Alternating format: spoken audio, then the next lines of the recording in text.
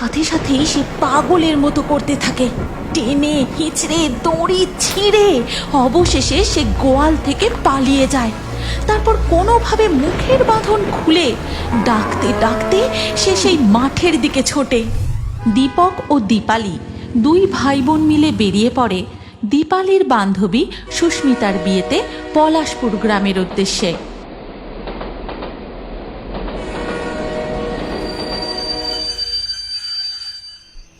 এই যা, ট্রেনটা হঠাৎ মাঝ রাস্তায় দাঁড়িয়ে গেল কেন রে? এদিকে রাত হয়ে আসছে, ট্রেনের কামরায় তেমন লোকজন নেই, আর মাত্র দুটো স্টেশন বাকি পলাশপুর পৌঁছতে। তার আগেই ট্রেনটা এইভাবে মাঝ রাস্তায় থেমে গেল। কি সর্বনাশ! দিদি, এখন কি করা যায় বলতো? কি আর করা যাবে, আমরা রাস্তাও চিনি না, আর এখনো দুটো স্টেশন বাকি, সুতরাং আমাদের এখানেই বসে থাকতে হবে। এরপর প্রায় ঘন্টা দুয়েক পরে ট্রেন আবার ছাড়ে এবং অবশেষে রাত 12টা নাগাদ তারা এসে পৌঁছায় পলাশপুর স্টেশনে। এরপর স্টেশনের বাইরে এসে একটুখানি পথ এগোতেই তারা একটা চায়ের দোকান দেখতে পায়। দাদা, দোকান বন্ধ করে ফেলছেন নাকি? হ্যাঁ বাবু, এই লাস্ট ট্রেনটার জন্যই যে অপেক্ষা করছিলাম, তেমন লোকজন নেই দেখে এই দোকান বন্ধ করে দিচ্ছি। আচ্ছা, এখান থেকে বুড়ো বাবার মন্দিরের পাশে ভুবন বাবুর বাড়ি কিভাবে পৌঁছানো যাবে? ও বাবা, সে তো অনেক দূর গো, এখন তো কোনো গাড়ি পাবেন না। তবে একটা ছোট রাস্তা আছে, মিনিট 15 হাঁটা পথ। এখান থেকে একটু এগিয়ে ওই বাজ পড়া মাঠ, সেই মাঠ পেরোলেই। কিন্তু এই সময় সেই মাঠ দিয়ে যাওয়া কি ঠিক হবে?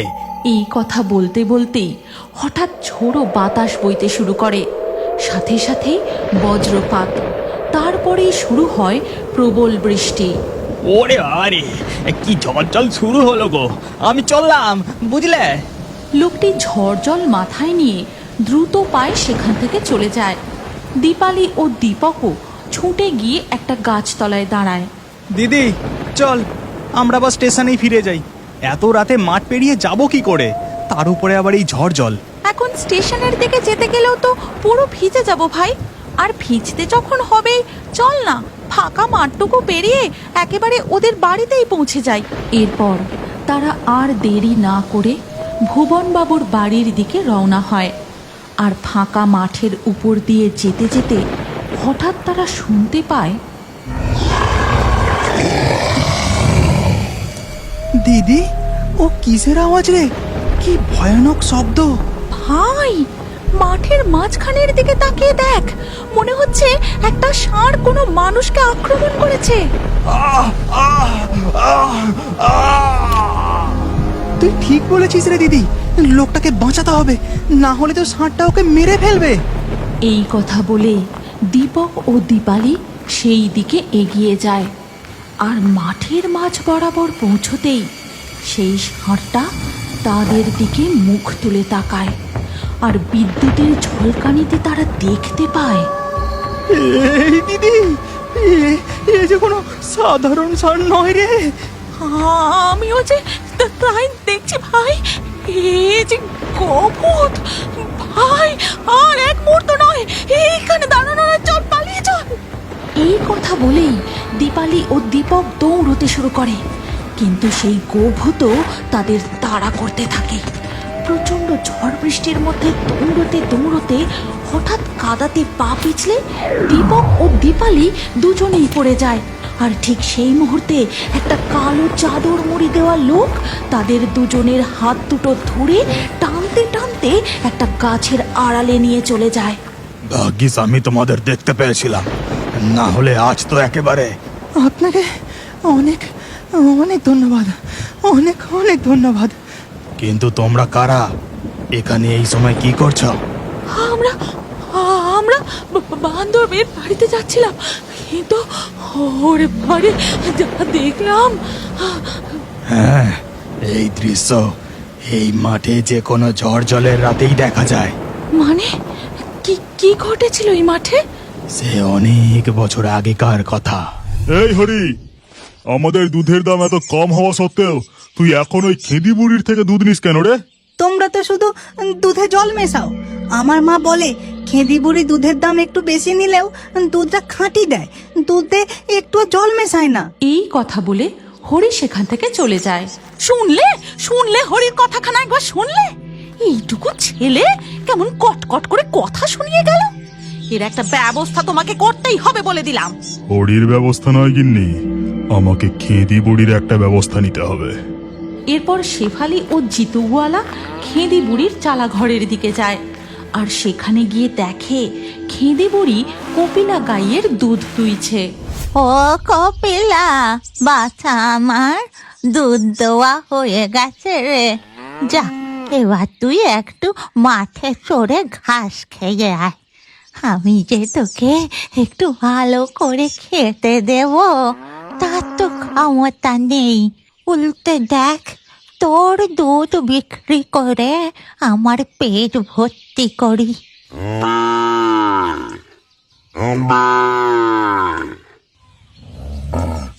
জানি রে জানি, এই কথা শুনলে তুই ভারী দুঃখ পাস। তুই যে আমায় বড় ভালোবাসিস বাছা। আচ্ছা যা, আর দেরি করিস না, দুটি খেয়ে আয়। ফিরতে দেরি করিস না কেন বাবা? এই কথা শুনে কপিলা ঘাড় নেড়ে লেজ দুলিয়ে বেরিয়ে পড়ে ঘাস খেতে।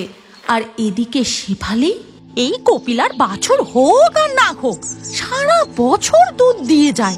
বুড়িটা ভালো করে খেতে পর্যন্ত দিতে পারে না, তবুও দেখো কতটা করে দুধ দেয়। তাই তো দেখছি, আমাদের গরুগুলোকে অত খাওয়াই, যত্ন করি, তবুও দুধ দেওয়ার নাম নেই।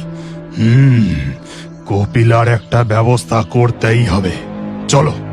এরপর দিন গড়িয়ে সন্ধ্যা নেমে আসে।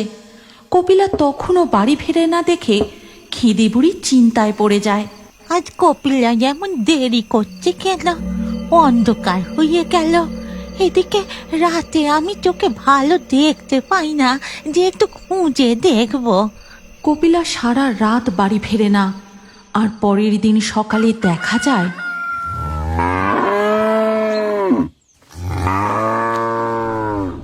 ওগো, ওর মুখটা বাঁধো।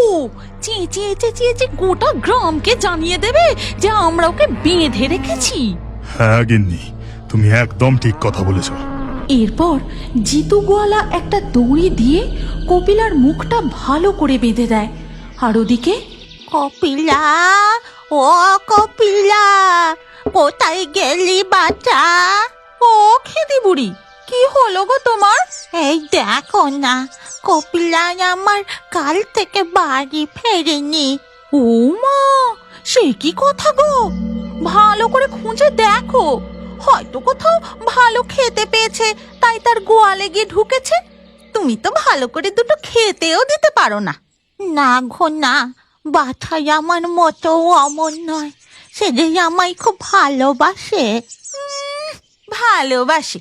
গরু আবার ভালোবাসার কি বোঝে? ওরা শুধু খেতে পেলেই হলো। আর এই সমস্ত কথা গোয়াল থেকে শুনতে পাচ্ছিল কপিলা। তখন তার চোখ দিয়ে ঝরঝর করে জল পড়তে থাকে। খেদে বুড়ি কপিলাকে খুঁজতে খুঁজতে এগিয়ে যায়। কপিলা, ও কপিলা, বাছাই আমার, ফিরে আয় কপিলা। কিন্তু 3 দিন পেরিয়ে গেলেও সে কপিলাকে কোথাও খুঁজে পায় না। এদিকে তখন হ্যাঁ গো গিন্নি, কপিলা দুধ দেওয়া তো দূরের কথা, এই 3 দিন ধরে না খেয়ে না দে যে একেবারে শুকিয়ে গেছে। চোখের সামনে ভালো মন্দ খাবার দেখেও তো খাচ্ছে না, তার উপরে মুখের বাঁধন খুললেই সঙ্গে সঙ্গে চিৎকার করতে শুরু করছে। তাই তো আবার মুখ বেঁধে দিতে হচ্ছে। ঠিক সেই মুহূর্তে তাদের বাড়ির উঠানে দাঁড়িয়ে হরি, জিতু কাকা, ও জিতু কাকা, বাড়ি আছো? কি রে হরি, এই ঝড় বৃষ্টির মধ্যে এত ডাকাডাকি করছিস কেন? শেফালি কাকিমা, খবর শুনেছ?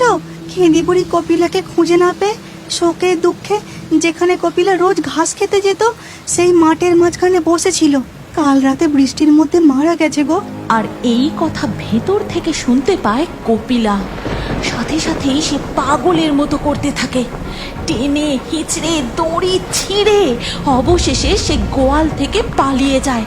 তারপর কোনোভাবে মুখের বাঁধন খুলে ডাকতে ডাকতে সে সেই মাঠের দিকে ছোটে। ওগো, ধরো ধরো, কপিলা যে পালালো, শিগগিরই গিয়ে ধরো।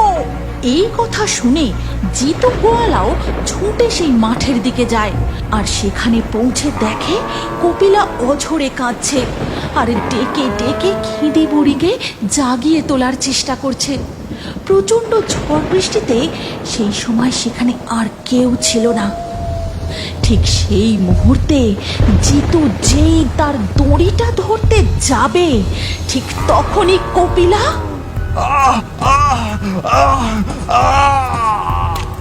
ঠিক সেই মুহূর্তে একটা বিকট বাজ পড়ে, আর তাতে কপিলাও।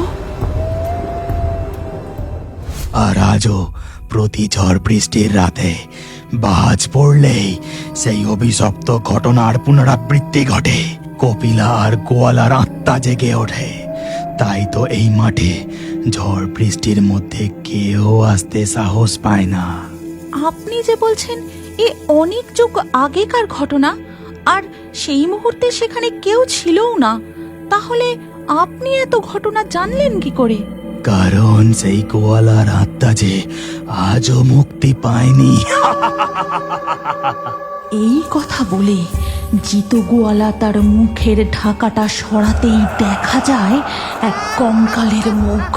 আর তাই দেখে দীপালি কোনো কথা না বলে তার ভাইয়ের হাত ধরে সেখান থেকে ছুটতে শুরু করে, আর স্টেশনে পৌঁছে তারা দুজনেই অচৈতন্য হয়ে পড়ে। তখন স্টেশন মাস্টার এই গল্পের পরবর্তী পর্ব যদি তোমরা দেখতে চাও তাহলে কমেন্টে নেক্সট পার্ট অবশ্যই লেখো, আর আমাদের ফেয়ারি টুনস বাংলা ফেসবুক পেজটি এক্ষুনি ফলো করে নাও। এই গল্পটি ভালো লাগলে লাইক দিয়ে শেয়ার করে দাও।